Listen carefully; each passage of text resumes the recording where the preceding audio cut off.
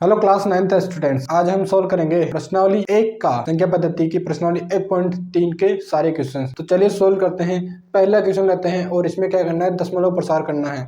इसका पहला ही क्वेश्चन है 36/100। कितना है? 36/100। इसको दशमलव में बदलना है। जब भी आपको संख्याओं के नीचे कुछ भी संख्या हो, नीचे अगर 100, 10 या 1000 कुछ भी मिल जाए तो आपको बहुत आसान होता है दशमलव में बदलने के लिए। दशमलव बदलने के लिए क्या करना पड़ता है? भाग देना पड़ता है, जो कि आप कक्षा 8 तक सीख कर आ चुके हो। तो मुझे जहाँ तक आप पता है आपको अच्छी प्रकार से भाग देना आता होगा। यदि मैं 100 का भाग दूंगा इसमें 36 में तो क्या करूँगा? 0.36। ये तो इसका डायरेक्ट बदल दिया। किस प्रकार बदला? यदि नीचे 100 है तो क्या करना है? 2 अंक छोड़ के पॉइंट लगा देना है। तो यहाँ पर 2 अंक छोड़ के पॉइंट लगा दिया। जैसे मान लो 3 5 4 1 है, इसके नीचे जैसे मान लो 3 0 है, नीचे मतलब 1000 है। तो क्या करना है आपको? इधर से 3 अंक छोड़ के पॉइंट लगा देना है। तो पॉइंट कैसे लगेगा? 3.4541।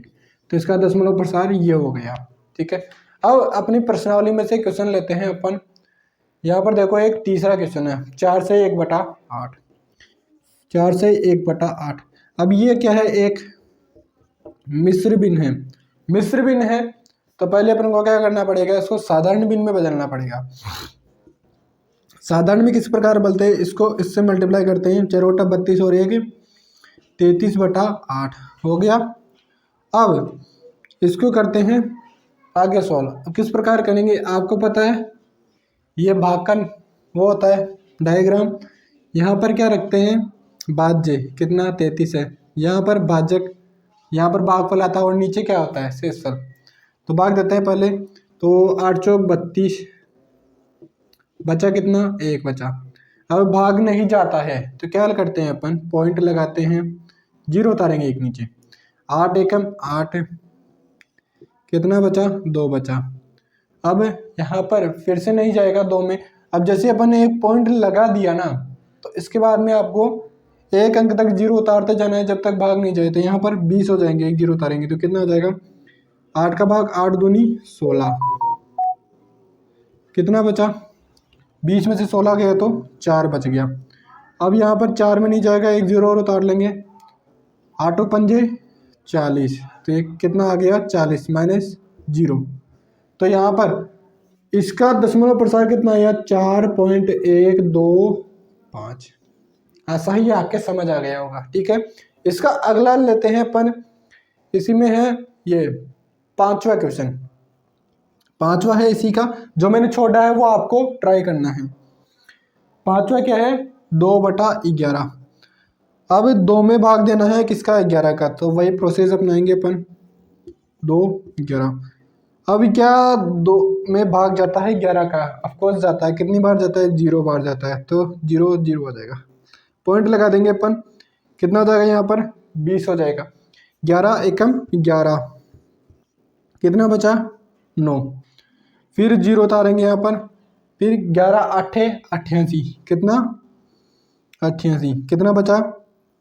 2 बच गया। क्या बच गया? 2 बच गया। तो फिर से 0 उतारेंगे। फिर 11 एकम 11, कितना बचा? 9 बच गया। फिर 0 उतारेंगे। 11 8 88, कितना बचा? 2 बचा। मतलब ये वापस वही संख्या रिपीट हो जाएगी। तो इसका दशमलव प्रसार कितना आएगा? 0.181818 ऐसे अनंत तक जाएगा। इसको अपन लिख सकते हैं 0.18 के ऊपर बार। इस बार का मतलब मैंने लास्ट वीडियो में बता दिया था कि बार का मतलब होता है संख्याएं रिपीट हो रही है बार बार। ठीक है, अब चलिए आगे देखते हैं अपन। क्वेश्चन नंबर 2 है यहाँ पर।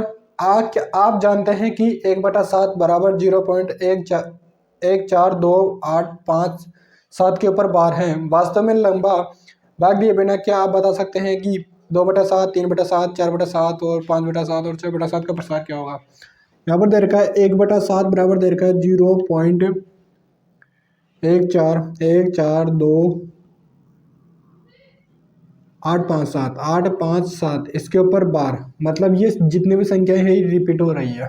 ठीक है मेरे दोस्तों, क्वेश्चन कह रहा है कि आपको बताना है 2/7 बराबर क्या होगा, 3/7 बराबर क्या होगा, 4/7 बराबर क्या होगा और 5/7 बराबर क्या होगा। तो ये ज्ञात करने के लिए क्या करेंगे अपन, 2/7 को मैं क्या लिख सकता हूँ, 2 गुणा 1/7, 3/7 को 3 गुणा 1/7, 4/7 को 4 गुणा 1/7 और 5/7 को 5 गुणा 1/7। 1/7 आ रहा है सभी जगह। अब आपको क्या करना है, 2/7 का मान ज्ञात करने के लिए जो 1/7 का मान है ना, उसको मल्टीप्लाई कर देना है 2 से। तो 2 गुणा 0.142857, इसके ऊपर बार 2 गुणा 0. यहाँ पर 3 है ना, 3 गुणा 0.142857।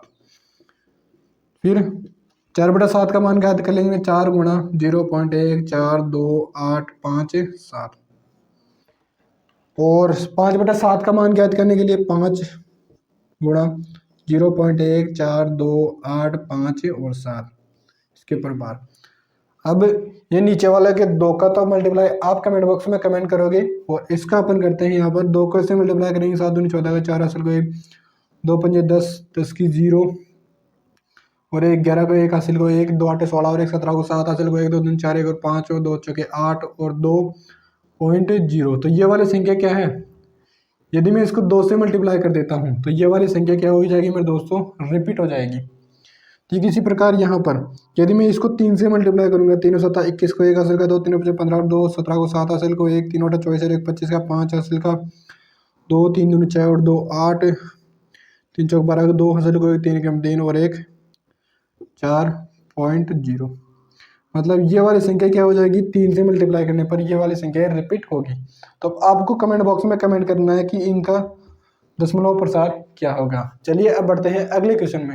अगला क्वेश्चन है, यहाँ पर निम्न संख्याओं को p/q के रूप में व्यक्त करना है, जिसमें से पहला लेते हैं अपन 0.6 के ऊपर बार। इसका मतलब क्या है, 0.6666। ठीक है, अपने को p/q के रूप में बदलना है। किस प्रकार बदलेंगे, माना x बराबर 0.6666 ऐसे अनंत तक जा रहा है। ठीक है मेरे दोस्तों, अब क्या करना है, दोनों तरफ में 10 से गुणा करूंगा तो ये हो जाएगा 10x बराबर, यहाँ पर मैं इसको 10 से मल्टीप्लाई करता हूँ यदि, है ना, तो ये तो हो जाएगा 10x और ये क्या हो जाएगा, ये एक अंक है ना इधर निकल जाएगा। कैसे, जैसे मान लो 0.2 है, इसको मैं यदि 10 से मल्टीप्लाई करता हूँ तो क्या होता है, इस पॉइंट को हटाया कितना लगेगा, 10 लगेगा। तो इस 0 से 0 कट जाएगा तो क्या आएगा, 2 आएगा। मल्टीप्लाई करने पर कुछ ऐसा ही होगा, तो मतलब यहाँ पर जो 6 है ना वो यहाँ पर आ जाएगा, तो ये आ जाएगा 6.666 ऐसे करके अनंत तक जा रहा है। अब क्या करना है मेरे को, अब विस्तारित रूप में लिखना आपने सीखा होगा क्लास 8th के अंदर। तो 10x बराबर में इसको क्या लिख सकता हूँ, 6 + 0.666, विस्तारित रूप लिख दिया मैंने इसका। ठीक है, अब ये क्या माना था अपन ने, x माना था, तो यहाँ पर x रख देंगे अपन, 10x बराबर 6 + x। इस x को उठाकर इधर लेकर आएंगे तो क्या हो जाएगा, 9x बराबर 6। तो x बराबर 6/9। अब ये कट रहा है तो काटना है, नहीं कट रहा है तो निचोड़ देना है इसे। तो कट रहा है ये 3 दूना 6 और 3 3 का 9। आंसर कितना आ गया, 2/3 और आ गया p/q रूप। ठीक इसी प्रकार इसी का ही अगला क्वेश्चन है, इसी का अगला क्वेश्चन है यहाँ पर 0.47 के ऊपर बार, 0.4 और 7 के ऊपर बार है। मतलब ये क्या है, 0.477777। यहाँ तक आपके समझ आ गया होगा। चलिए अब आगे सोल्व करते हैं इसको। माना x बराबर 0.4777 ऐसे करके अनंत तक है। इसको 10 से मल्टीप्लाई करूंगा। ठीक है मेरे दोस्तों, क्या करूंगा, 10 से मल्टीप्लाई करूंगा तो क्या हो जाएगा, 10x बराबर क्या हो जाएगा,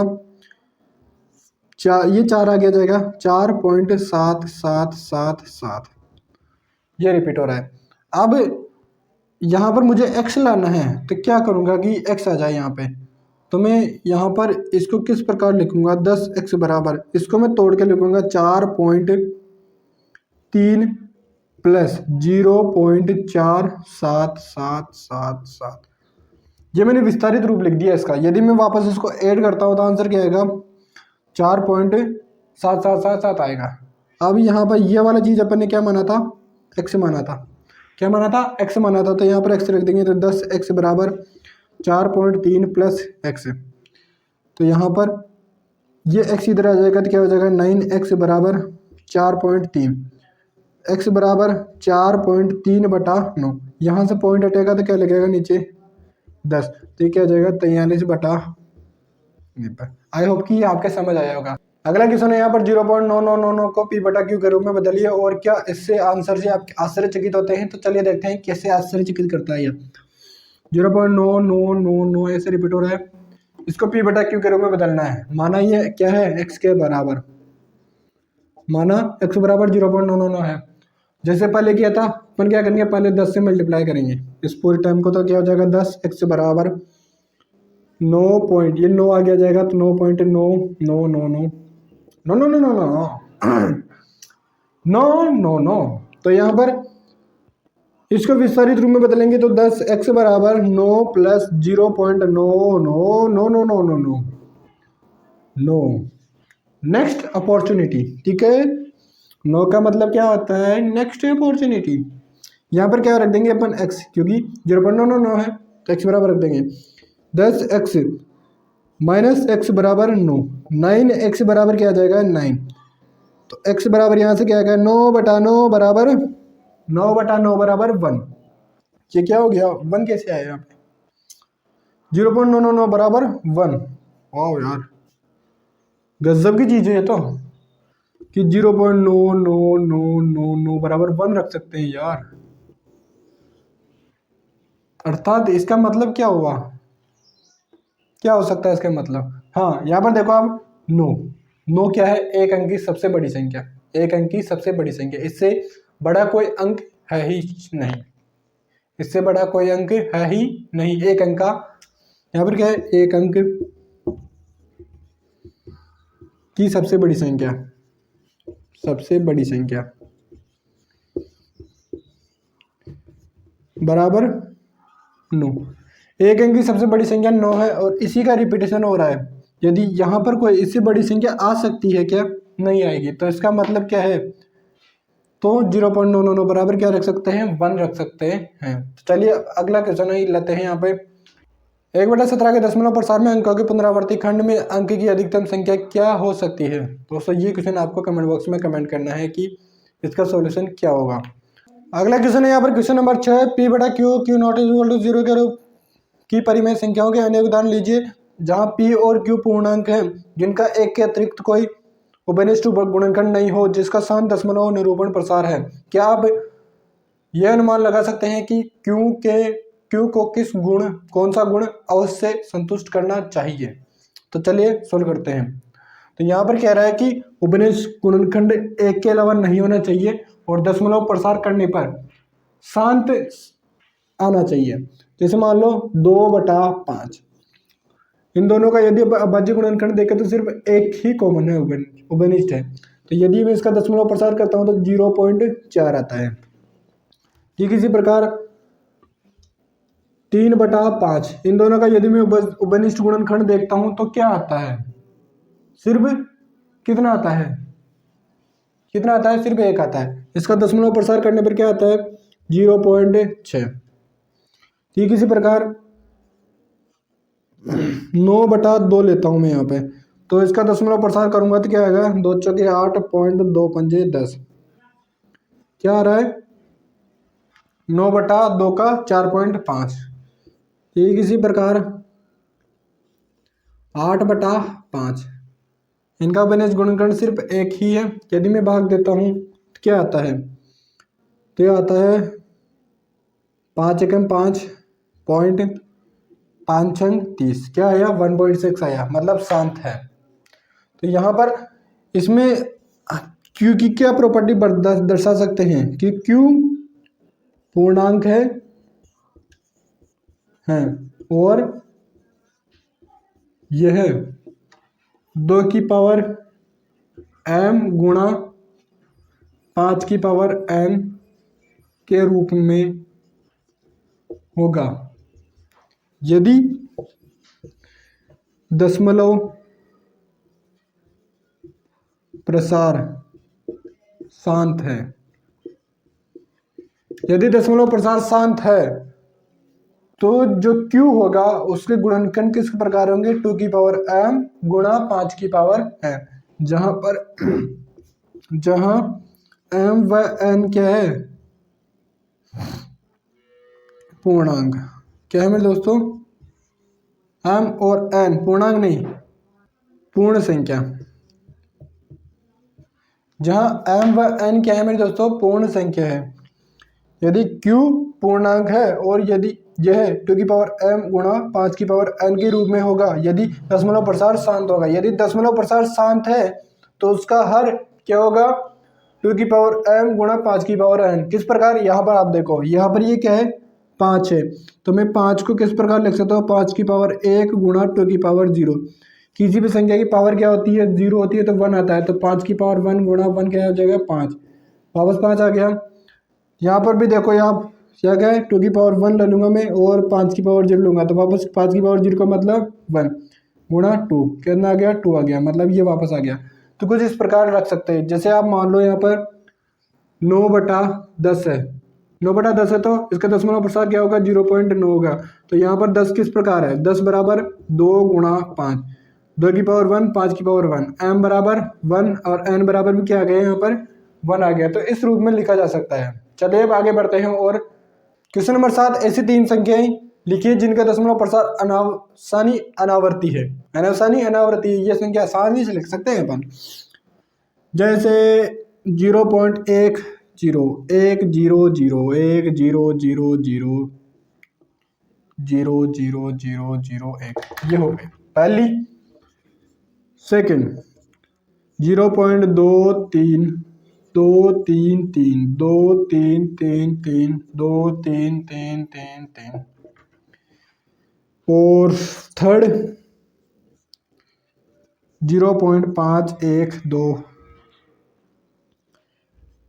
5 1 2 2 5 1 2 2 2 5 1 2 2 2 2, ऐसे बहुत सारे संख्या लिख सकते हैं। आपको क्या करना है, सिर्फ एक अंक लेना है और इसके आगे 0 लगा दो, या फिर कोई एक संख्या को लगातार पहले एक बार, फिर 2 बार, फिर 3 बार, फिर 4 5 बढ़ाते जाओ, तो ये हो जाएगी अपरिमेय संख्या, अशांत अनावर्ती वाली। ठीक है, चलिए अगला क्वेश्चन है यहाँ पर क्वेश्चन नंबर 8, परिमेय संख्याएं 5/7 और 9/11 के बीच में 3 अलग अलग अपरिमेय संख्याएं ज्ञात करना है। तो पहले अपने को क्या करना पड़ेगा, 5/7 और 9/11 का दशमलव प्रसार ज्ञात करना पड़ेगा। तो पहले 5/7 का दशमलव प्रसार क्या होगा, भाग देके देखते हैं अपन। ठीक है, तो भाग दो 5 में, किसका, 7 का, किसका नहीं जाता, 0 लग जाएगा, 7 हम 7 49, कितना बचा, 1 बचा, फिर 0 उतारेंगे, 7 एकम 7, कितना बचा, 3 बचा, फिर 0 उतारेंगे, 7 चौक 28, कितना बचा, 2 बचा, 0 उतारेंगे, 7 दूनी 14, कितना बचा, 6, 0 उतारेंगे, 7 वाटा 56, कितना बचा, 4, 0, 7 पंजे 35, कितना बचा, 5 बच गया। मतलब फिर 0 उतारेंगे तो वापस क्या आएगी, वापस यहाँ तक, इस 5 के बाद में संख्याएं वापस 7 1 4 2 8 5 आएगी, तो मतलब रिपीट हो रही है संख्या। तो 5/7 बराबर 5/7 बराबर क्या आ गया मेरे दोस्तों, 0.714285 के ऊपर बार। ठीक है, अब अगला क्या है यहाँ पर, 9/11, 9/11 का प्रसार क्या हो जाएगा। अभी अपन ने पहले देखा था 0.818181, ऐसे मतलब 0.8181 रिपीट हो रहा है, कितना हो रहा है, 0.8181 रिपीट हो रहा है। अब इन दोनों संख्याओं के बीच में अपने को 3 परिमेय संख्या निकालनी है। तो क्या करेंगे अपन, परिमेय संख्या के लिए अशांत अनावर्ती होनी चाहिए, तो अनावर्ती वाली संख्या बना देंगे अपन।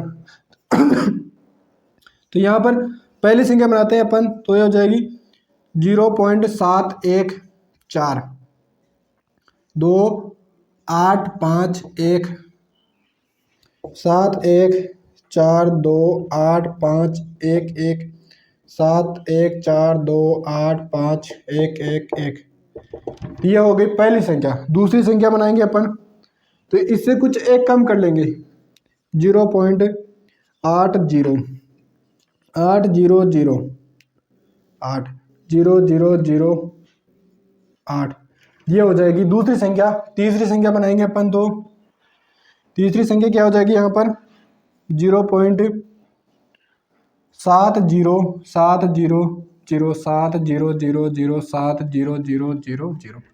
ये हो गई तीसरी संख्या। आशा ये चीज़ आपकी समझ आ गई होगी। चलिए अब अगला क्वेश्चन सॉल्व करते हैं। हाँ, अगला क्वेश्चन नंबर 9 है। इसमें आपको परिमेय और अपरिमेय संख्याएं बताना है। यदि अभाज्य संख्याओं का यदि रूट लग जाए तो वह हमेशा क्या होगी, अपरिमेय संख्या होगी। रूट अभाज्य संख्याओं के यदि रूट लग जाए तो हमेशा क्या होगी, अपरिमेय संख्या। इसमें पहला है रूट 23। रूट 23 है, 23 क्या है, एक अभाज्य संख्या है, तो ये क्या हो जाएगी, अपरिमेय। अपरिमेय, ठीक है। अगला है इसका दूसरा 225। रूट के अंदर 225, तो ये होता है 15 का, 225 होता है 15 का वर्ग। तो यहाँ पर रूट के अंदर 15 गुणा 15, मतलब बाहर क्या आ जाएगी 15। तो 15 क्या है, एक प्राकृत संख्या है और पूर्ण संख्या है, तो ये क्या है, एक परिमेय संख्या, ये हो जाएगी परिमेय। अगला है इसमें 0.3796, ये क्या है, शांत दशमलव प्रसार वाली संख्या है, तो मतलब ये भी क्या है, परिमेय संख्या, परिमेय संख्या। अगला है यहाँ पर 7.478, 7.478, 478, मतलब ये वाली संख्या क्या हो रही है, रिपीट हो रही है, तो मतलब ये क्या है, एक परिमेय संख्या। क्या है मेरे दोस्तों, परिमेय संख्या, परिमेय संख्या। इसका अगला है यहाँ पर पांचवा है, जिसमें दे रखा है 0.101000100001। असंत अनावर्ती। यहाँ पर देखो पहले 10 आ रहा है, उसके बाद में 100 आ गया, फिर 1000 आ गया, फिर उसके बाद 10,000 आ गया, मतलब यहाँ पर आवर्ती नहीं है, तो ये क्या है, एक अपरिमेय संख्या है। आई होप कि आपकी मजा आया होगा आज की क्लास के अंदर। यदि आपको यहाँ से सीखने को मिला है तो जल्दी से चैनल को ज्वाइन कर लीजिए, ताकि आपको आने वाली वीडियो का नोटिफिकेशन सबसे पहले मिल सके। तब तक के लिए गुड बाय, जय हिंद, जय भारत, जय श्री राम।